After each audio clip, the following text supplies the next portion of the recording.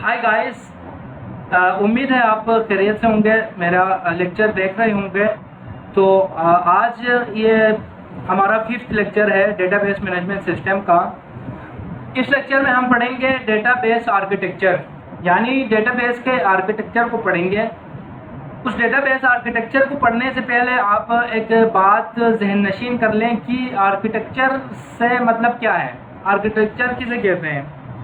तो किसी भी कोई भी अगर आपको डिज़ाइनिंग करनी हो या कोई घर बनाना हो या कोई व्हीकल बनानी हो, तो उसको बनाने से पहले आप उसका आर्किटेक्चर को बनाते हैं, यानी उसकी आर्किटेक्चर को आप पहले बना लेते हैं। उसके बाद उसका उस हिसाब से उस स्पेसिफिक वर्क को आप स्टार्ट करते हैं। तो डेटाबेस के अंदर भी ऐसा कुछ है कि डेटाबेस आर्किटेक्चर एक क्या है, एक डिज़ाइन है, is a representation of DBMS design, यानी database architecture database management system की डिज़ाइन को रिप्रेजेंट करता है। यानी इस आर्किटेक्चर यानी ये वाला आर्किटेक्चर जो है वो डेटाबेस मैनेजमेंट सिस्टम की ही डिज़ाइन है। डेटाबेस मैनेजमेंट सिस्टम का डिज़ाइन कैसे बने हुए हैं, तो इस डेटाबेस के अंदर जिस तरह फाइल सिस्टम के अंदर फाइल्स की सूरत में बने हुए थे, तो इस डेटाबेस के अंदर डेटा जो है टेबल्स के फॉर्म में बने होते हैं। तो यही इसका डेटाबेस डिज़ाइन है। A DBMS architecture allows dividing the database system into individual components that can be independently modified, changed, replaced and altered. यानी इस डेटाबेस मैनेजमेंट सिस्टम के अंदर, इस आर्किटेक्चर के अंदर ये अलाउ करता है कि इस डेटाबेस सिस्टम को इन कंपोनेंट्स को डिवाइड करने का अलाउ करता है। यानी ये कंपोनेंट्स कौन से कंपोनेंट्स हैं जो कि आप अपने डेटाबेस के अंदर मॉडिफाई कर सकता है, उसको चेंज कर सकता है, यानी रिप्लेस कर सकता है, अल्टर कर सकता है। मतलब उस डेटाबेस के अंदर आप किसी नए चीज़ को इंसर्ट कर सकते हैं, अपडेट कर सकते हैं और मॉडिफाई कर सकते हैं। यानी उस डेटा के अंदर जो एग्जिस्टिंग डेटा है उसको आप अगर कोई अपडेशन करना चाहे तो कर सकते हैं, और उसके अंदर से कोई डेटा को रिट्रीव करना चाहें तो रिट्रीव कर सकता है। तो ये डेटाबेस का आर्किटेक्चर एक है। It also helps to understand the components of database. ये हमें इस आर्किटेक्चर को डेटाबेस को समझने में भी आपकी हेल्प करता है। A database stores critical information and helps access data quickly and securely. Therefore, selecting the correct architecture of DBMS helps in easy and efficient data management। यानी डेटाबेस मैनेजमेंट सिस्टम के अंदर एक ऐसा फीचर होते हैं जो कि क्रिटिकल इंफॉर्मेशन को स्टोर करते हैं और उसको एक्सेस करने में हेल्प करता है। डेटा को क्विकली एक्सेस भी करता है और इसके डेटा को सिक्योर भी करते हैं। जैसे कि डेटाबेस मैनेजमेंट सिस्टम के बेनिफिट में हम पढ़े थे कि डेटा सिक्योरिटी इसके अंदर एक बहुत अच्छी फीचर है, क्योंकि फाइल सिस्टम के अंदर ऐसा फीचर नहीं है जो आपकी डेटा को सिक्योर करें। तो इस डेटाबेस के अंदर सिक्योरिटी के जो पर्पस है, सिक्योरिटी की जो एक्सेस है वो बहुत तेज़ी से होती है और डेटा को सिक्योर करता है।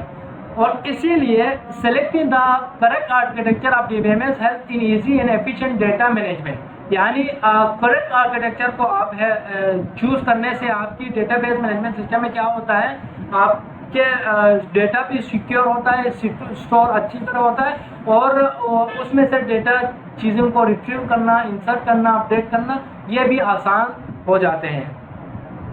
तो इसी तरह डेटाबेस आर्किटेक्चर का हम डीबीएमएस के आर्किटेक्चर का टाइप्स का जिक्र करेंगे। इसमें कितने टाइप्स है? There are mainly 3 types of DBMS architectures. यानी इस आर्किटेक्चर के अंदर 3 तरह के आर्किटेक्चर्स हैं, जिसमें सबसे पहले 1 टियर आर्किटेक्चर है, जिसको हम सिंगल टियर आर्किटेक्चर भी कहते हैं, 2 टियर आर्किटेक्चर है और 3 टियर आर्किटेक्चर है। तो सबसे पहले हम ये जानेंगे कि टियर कहते किसे हैं।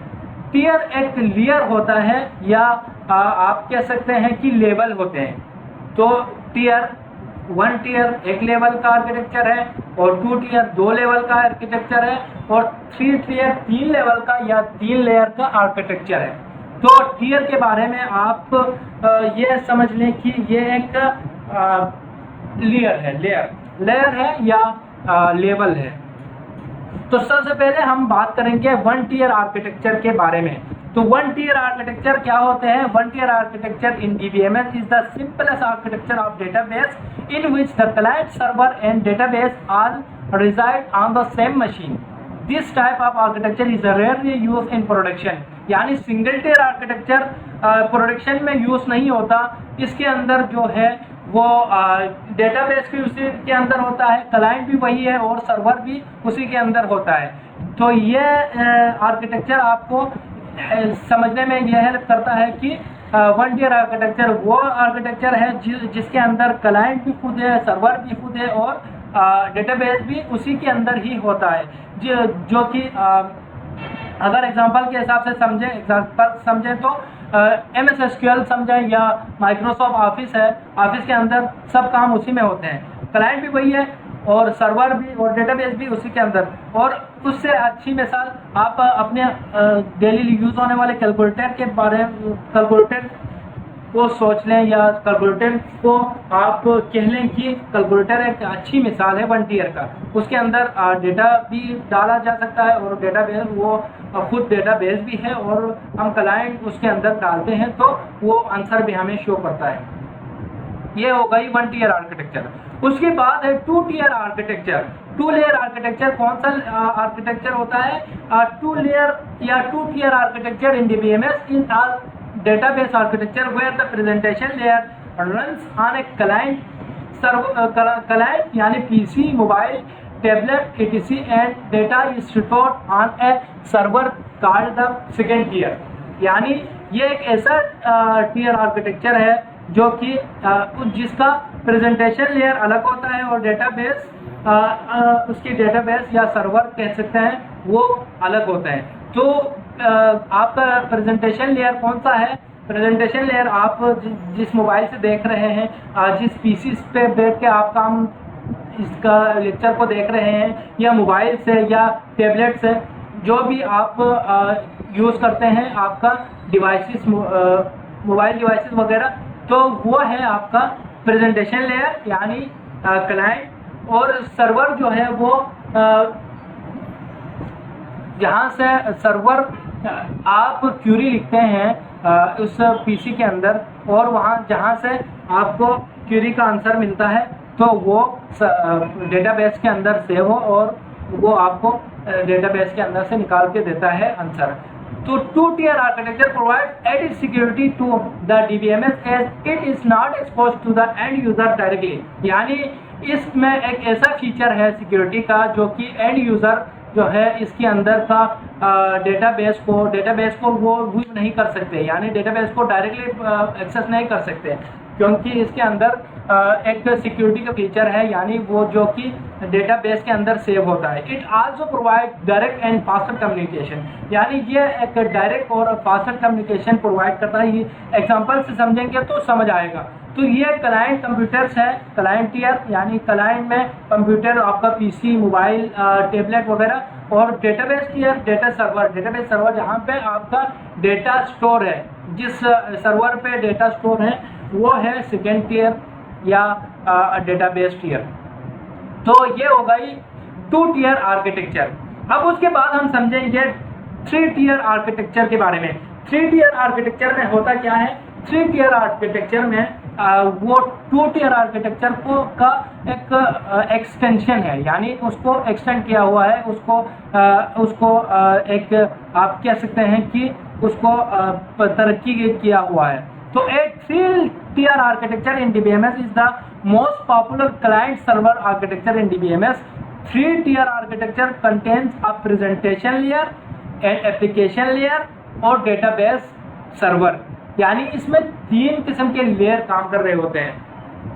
सबसे पहला प्रेजेंटेशन लेयर और उसके बाद एप्लीकेशन लेयर और डेटाबेस सर्वर। एप्लीकेशन लेयर इसके अंदर एक यानी एडिट फीचर है।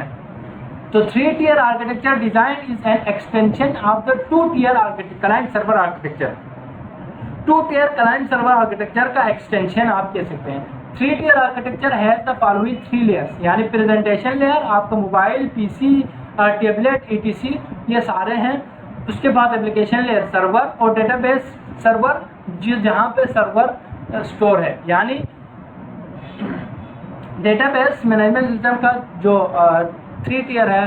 क्लाइंट आपका क्रोम है, गूगल क्रोम है, या आप कह सकते हैं इंटरनेट एक्सप्लोरर है, या फायरफॉक्स है, वगैरह वगैरह। उसके बाद एप्लीकेशन सर्वर कौन सा है, IIS यानी अपाचे सर्वर, और जो कि जावा के साथ या जावा स्क्रिप्ट के साथ या पाइथन तो बैकएंड के लिए यूज़ होता है, लेकिन किसी भी एप्लीकेशन के साथ, किसी भी प्रोग्रामिंग लैंग्वेज के साथ इसको बनाया गया है। अब डेटाबेस सर्वर डेटाबेस के अंदर जो सेव होता है। अब इसका एक बेहतरीन मिसाल ये है कि आप कहीं भी गूगल पे जाके आप लिखते हैं google.com, उसके बाद आप किसी क्यूरी को सर्च करना चाहते हैं, तो आप क्या है, क्लाइंट यानी आपका क्रोम ब्राउज़र क्लाइंट है जहाँ से रिक्वेस्ट जा रही है, और वो है सर्वर पे जाके सर्वर डेटाबेस के अंदर जाएगा, डेटाबेस के अंदर से उस क्यूरी का आंसर करेंगे, तो वो हो गई आपका कौन सा डेटाबेस। अब उस रिस्पॉन्ड के जवाब आंसर में आपको उस आपकी जो रिक्वायर्ड डेटा है वो आपको मिलेगा। ये हो गई 3 टियर आर्किटेक्चर। तो उम्मीद है आपको ये वीडियो अच्छा लगा होगा, और आप अगर पसंद आए तो लाइक कर लें, अगर चैनल पे नए हैं तो प्लीज़ चैनल को सब्सक्राइब कर लीजिए। Thank you guys.